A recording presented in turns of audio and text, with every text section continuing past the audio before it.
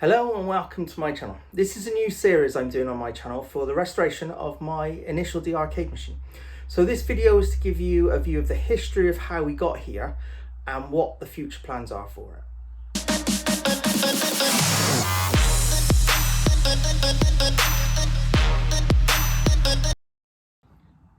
So in around 2009 I got into the arcade community in the UK. It was more for my passion of Street Fighter and helping out at an arcade event called Insert Coin. That's where I first saw an Initial D cabinet. From there I knew I couldn't afford to buy a fully running cabinet, so on the forums I talked to a guy who had built and converted a Sega Touring Cars cabinet into an Initial D cabinet. Back then, most Initial D cabinets were being stripped out and made into Outrun 2. So parts were easily available. It was just tracking them down. Then in the beginning of about 2010, I ended up buying an Initial D shell from a guy who bought a twin cabinet. He was keeping one side and then he was selling off all the parts from the other side.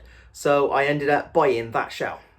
So at this point, I had the base, a frame, a seat, side panels, card reader. I can't remember if there was a monitor, but there was no wiring, no PCBs, no Naomi hardware, all the rest of it. So I needed help from the communities to get all these parts sourced and build this up into a fully running cabinet. Unfortunately, this cabinet never became anything more than a shell, as the floor space it would require was finding hard to find at home.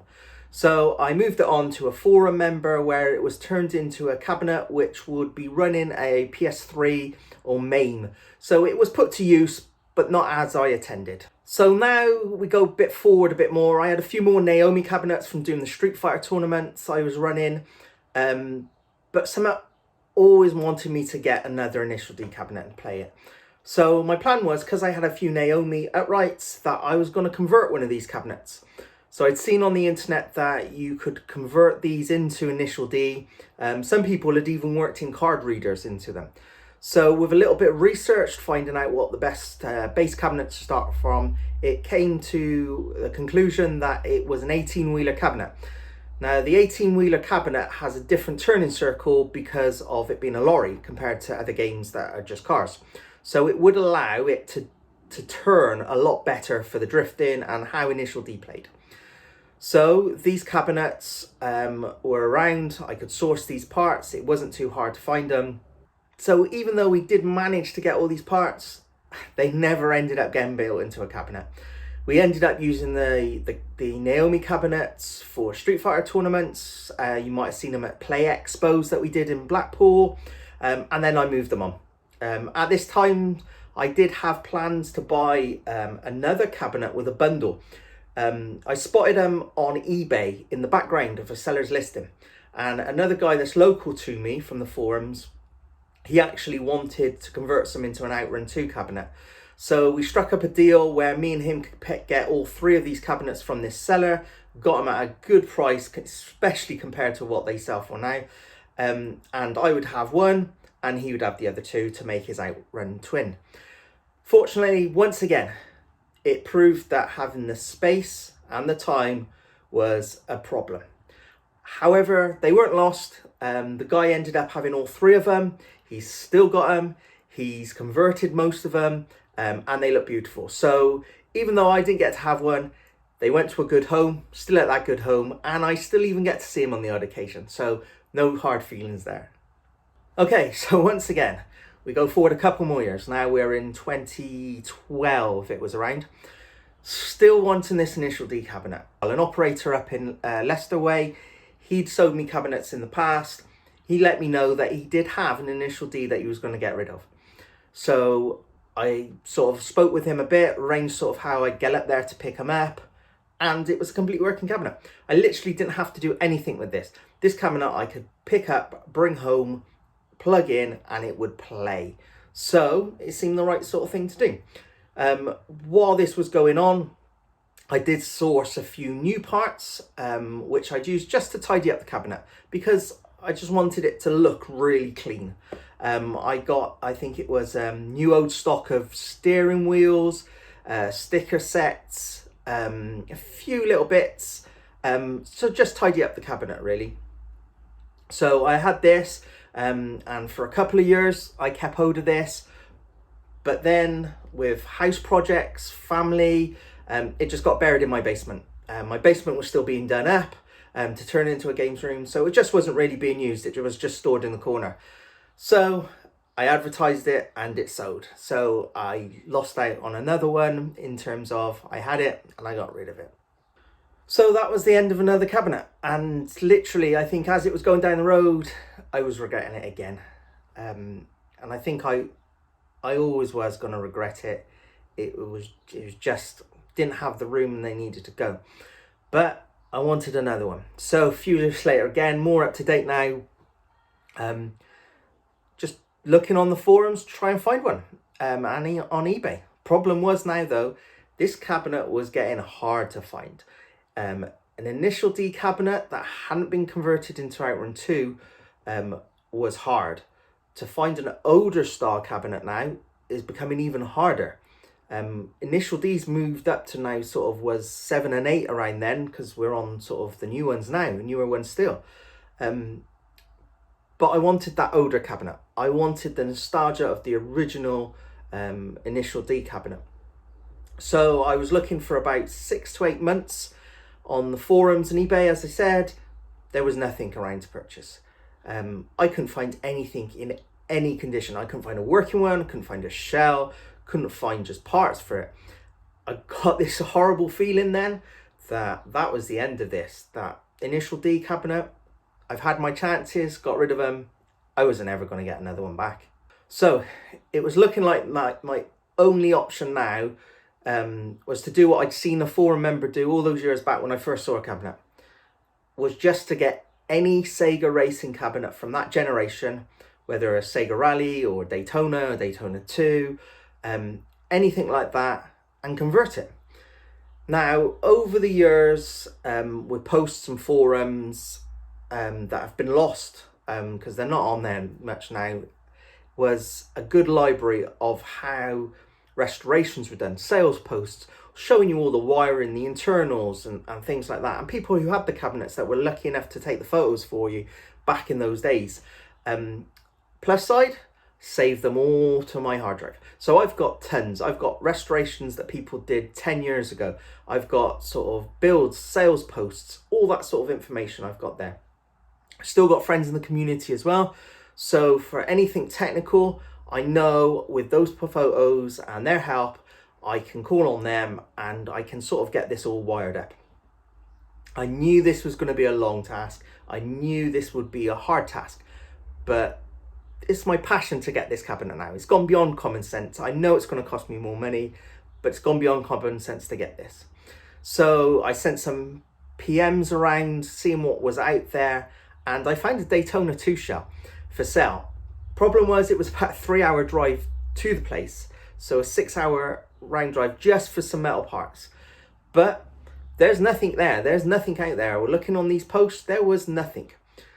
The cabinets are 20 years old at least, sort of thing now.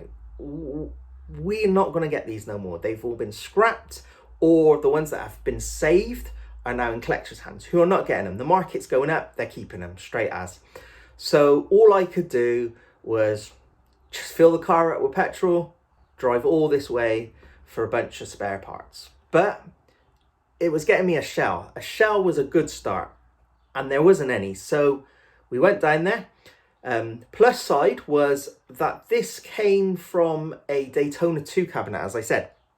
Now, Daytona 2 had the sub in the seat and the speakers in the seat as well, and the gull wings in the seat.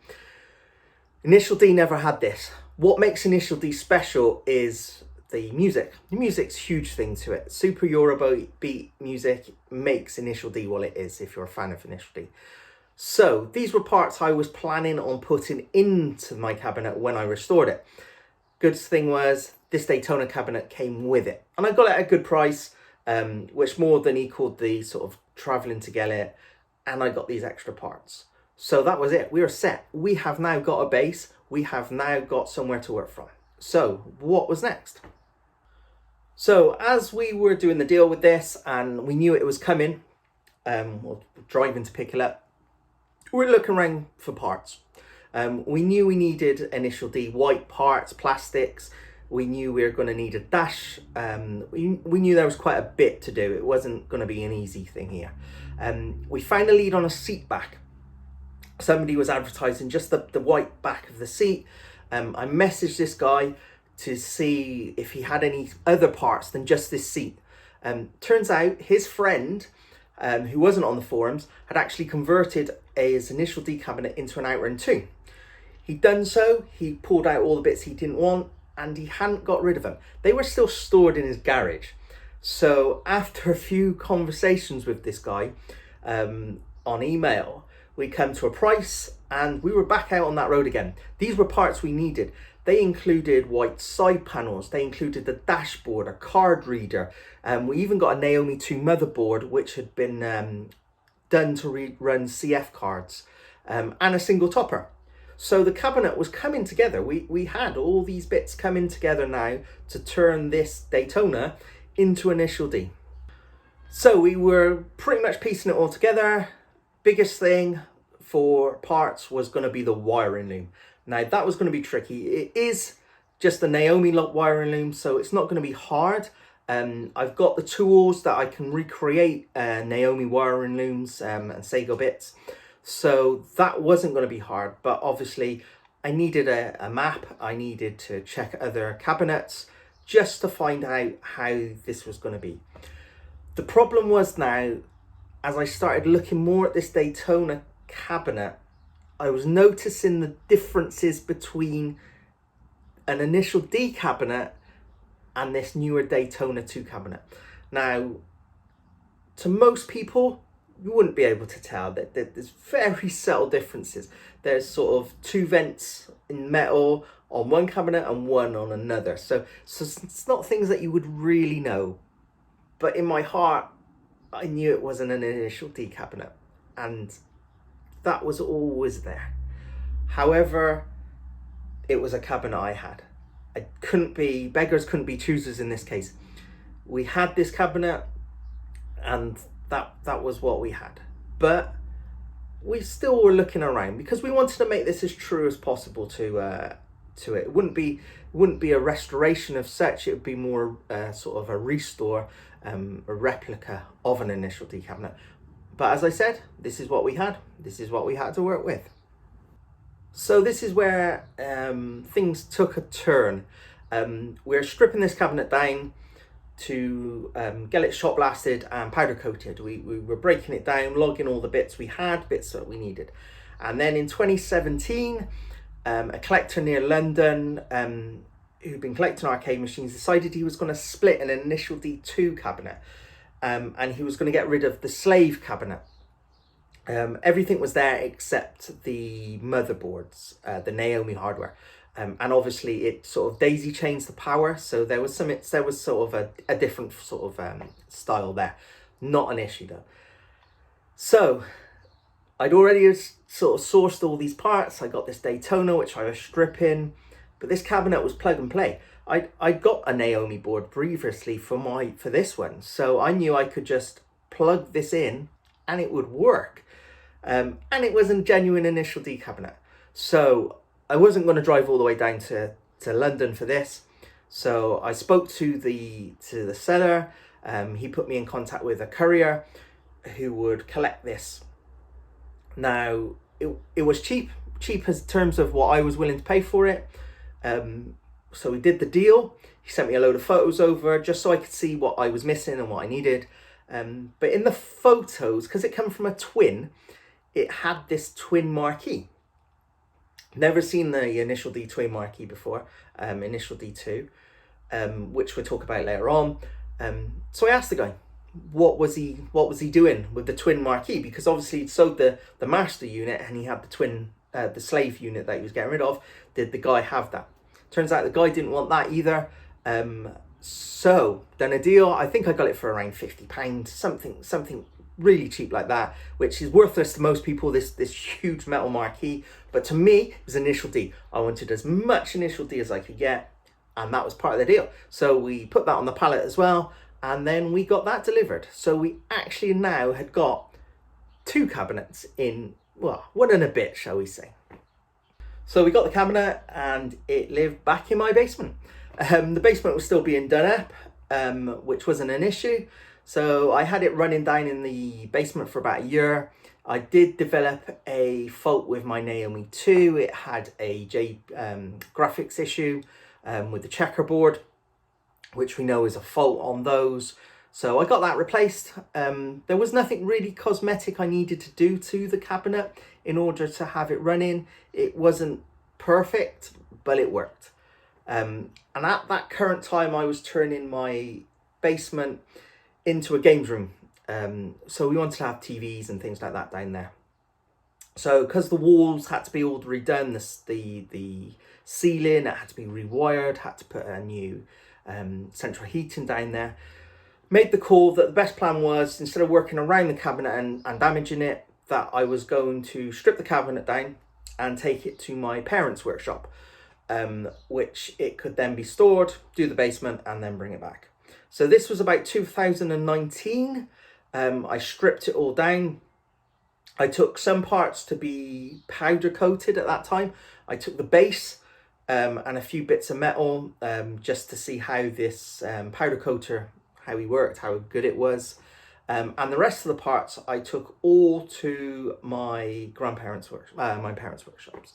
So we're in my granddad's old workshop shed. Since past a few years ago, this has just been used as a dumping ground for all my nan and dad stuff. So my cabinet started out built in here. It was then stripped for parts to go to be shot blasted. It came back in, put in here. Then things happened in the family, so it kind of went on hold.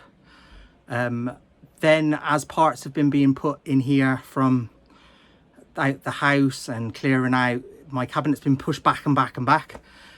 Parts were getting put in places which could have caused damage, so I have took them out. That's where the other shed you'll see has got some of the shot blasted metal parts in. This part has pretty much got most of the electronics, the monitors, and plastics, and steering systems. So it is a mess. I'll just show you what we can see. I'm going to start clearing it out, and then I'm going to go through each part and then putting it in somewhere safer, really.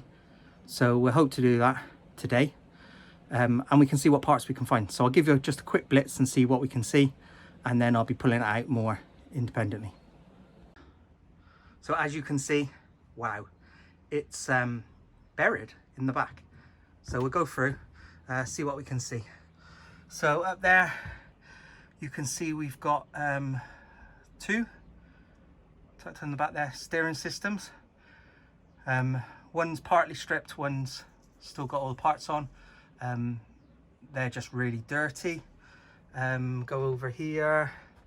That box at the top there is bubble wrapped. I think there's some might be some systems in there, might be some Naomi 2 motherboards, and some other leads and components. That box I think has definitely got a Naomi 2 system in. As you can see, being used to store crockery is an old Naomi Universal, which has been chopped, which I hope to do another video on later on, getting sorted. We will go above here. You've got a marquee, you've got a main electric board, you've got some bezels. I think there's 3 bezels there. Not sure what the light's like, but down there I think it's some plastic sides. We've got more Naomi parts. These 2 bins are full of parts as well.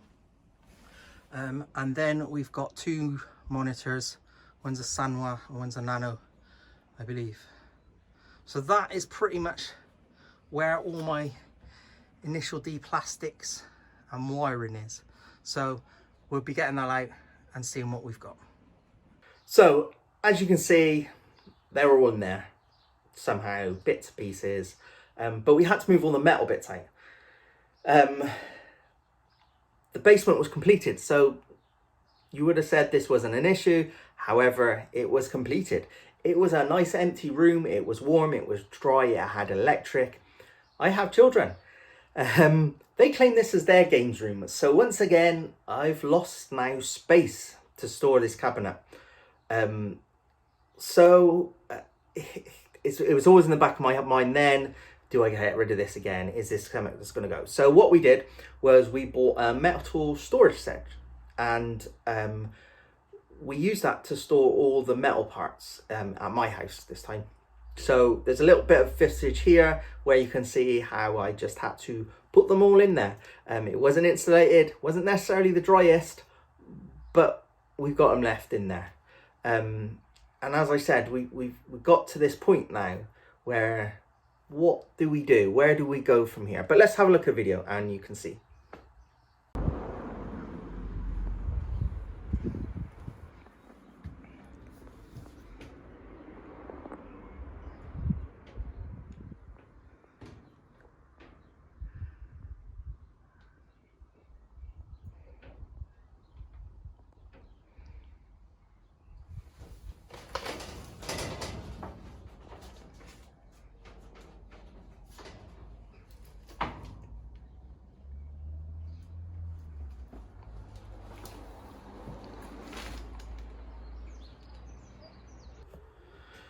Okay, so during this period of COVID, I was furloughed for a bit, and it was kind of a hectic thing. But what we did do was we negotiated with the wife, to the point that, being that I'd lost my basement, that we now needed a workshop. The garden needed to have a workshop in. I needed to have a workshop. I needed my space. I lost my... So we did some negotiation. And we called it the workshop, not a games room. We went on that angle. Drew up some plans, negotiated well. I had to build a decking for her so she could have that. I got to build a workshop, so it worked out well. I'll throw some pictures up now as I'm talking about it. So we drew up some plans, bought all the wood. We had to make sure, obviously, that the door was wider than normal for an arcade machine. The height was an issue as well, because obviously with toppers on, if any of you have got a pinball machine, you'll know that the height of a pinball machine is so deceptive that it looks like it can fit into most places, but there's some height to them. So we made sure we had the height for the workshop. You'll see a window, which we'll come back to that, but there's some logic into that window. Also, we had to make sure that it was insulated. Because a lot of stuff's going out here that I don't want to go pop in the winter. So we did that, and we built it all up. So as you can see from the pictures, it was a good bit of space. I could put my collection in there, could put my initial D arcade machine in there. We're doing well. So as you may have noticed in the background, if you've been watching this video for a bit, that most of my initial D collection's in the background. That's because this is now up to date, as of May 2022, and we are actually in our workshop or games room or initial D museum we could go with. But I'll give you a quick tour. There's still things to be finished. I've still got to put the electrics in. I've still got to do, so you'll see cables lying around. I've still got to finish little bits off. But in essence, we're kind of done in here. Done enough that I can give you a tour of the little room, and you can see what's going on with the initial D cabinet now. Okay, so I flipped the camera around just so you can see. This is obviously initial D. This is all the stuff we got.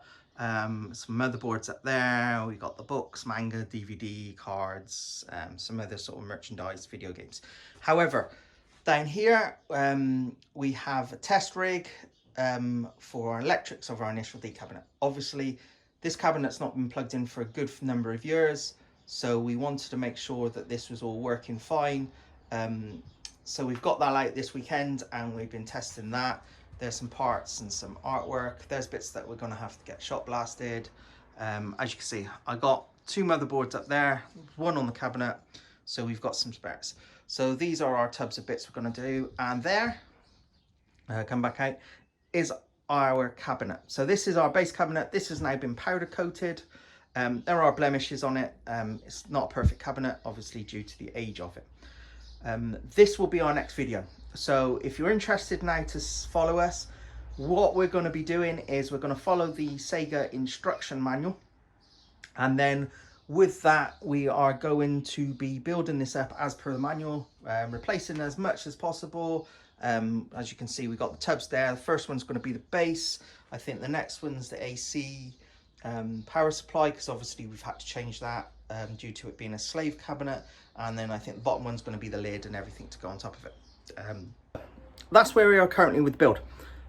Hopefully you've enjoyed this. Hopefully you've seen a bit of history, how I've got here, how long it's taken me to get here. But all the hard work I feel is done now. There's parts that's got to go to a shop blaster still. There's parts we've sourced. There's parts we've still got to build. So the videos we're going to do, as I said, the next video is going to be the base build. We're going to go over cleaning of it. We're going to go over what it looked like, how we've made it to look. We've also got the casters we're going to look at. We're going to clean the legs because they always tend to be broken as well. So we're going to have a look at them and clean them up. We're going to do each bit individually. The plan is the strip down will be so detailed that if you want to restore a cabinet like this, I will know where you can get new old stock replacement parts. Anything you need, I'll probably have spares. So if you need anything like that, then let us know. If you've got anything that can help with the build, let me know as well. I've got most of the stuff, but we're going pretty in detail with this. So I look forward to any comments below. Please subscribe and please comment, because this build is for the community. I've had a lot of help from the community to get to this point so far, and this is my way of giving back to the community. So if you do need anything, just drop down in the comments and I'll get back to you if there's anything you need any info on. So thanks for watching. We'll see you in the next one, and that, as I said, will be our base build.